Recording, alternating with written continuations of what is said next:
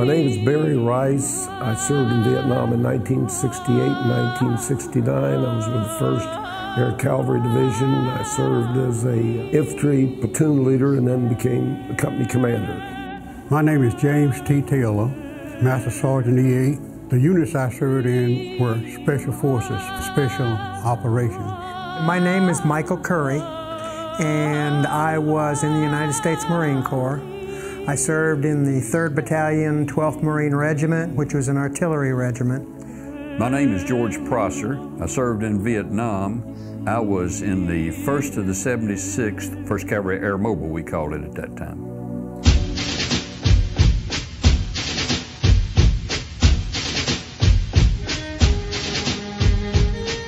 The most powerful memory, I would say, was the Battle of Dak To. I was a team sergeant there. The 101st took quite a beating there, and there's people that I knew personally really had a rough time there, I'll put it that way. They should call it chaos, not combat. It's just chaotic. That sticks with me. Another thing that sticks with me is the competence and the bravery of the U.S. citizen soldiers that were there. If they knew what they needed to accomplish, they did it. And I'm proud to be associated with those folks. I think it was a misconception by the news media.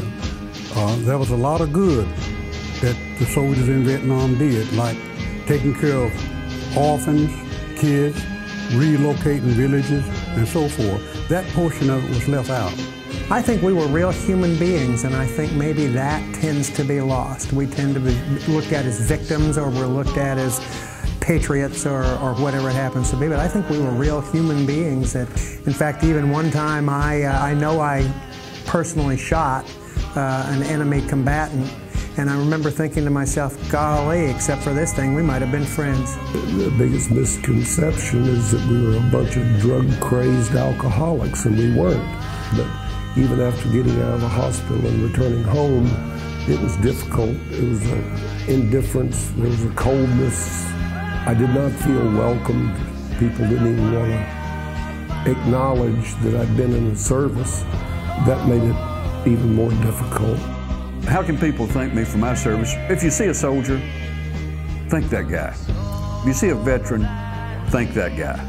If you see a soldier, thank him. Buy his lunch. They can thank me by employing ex-GIs, giving them jobs. They need to educate the resource officers so they could understand and interpret what a DD-214 is. If you get into the military or choose to serve in the military, do the best you can. And one of the things I think, again, whenever I see a veteran or someone who's in the military, I truly go up and shake a hand and say, thank you for your service to our country, and thank goodness you're on our side. What advice would I give to a young man entering the service back when I entered it is, go do your job. Don't worry about whether this is a popular war or not. That's not your job. Your job is to go and do what you were trained to do and come home safely. Every young soldier, every young person should have some military training, even if you didn't stay, because it teaches you a lot of things about how to be a good citizen, and the other thing, leadership. You know, freedom isn't free, and there's a cost to anything that you do in life. There are many memories, some that we try to get rid of, and some we hold dear. And I guess the one that I hold most dear is the brotherhood that we had over there continues to this day. And when we see another Vietnam veteran, we say, welcome home. There's a special meaning to that. It's a camaraderie that exists, and it might have something to do with the way that we were welcomed home and or not welcomed home. But together we're still a unit.